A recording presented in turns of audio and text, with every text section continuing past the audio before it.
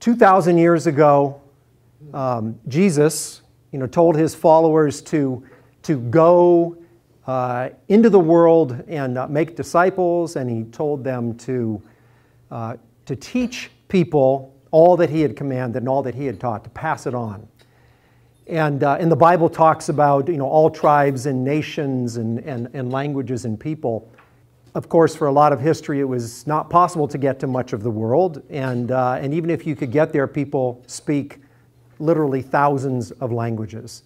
And so the practical challenge to go and actually tell people about Jesus, much less passing on his words, is something that was very motivating but sort of unrealistic.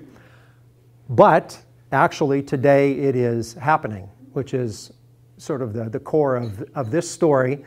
And but what Doug and Rob asked me to do was to back up and tell the journey talk about the journey that the Lord has had me on, really tell my life story, I guess. And I was sort of saying, normally you're not going to hear about this except at your funeral or memorial service. So, so it's fortunate that it's being recorded.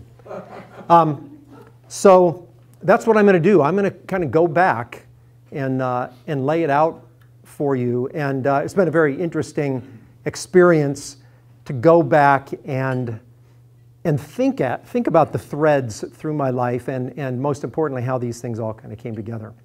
So when I think about my life, when I look at it, it's always felt like a collage.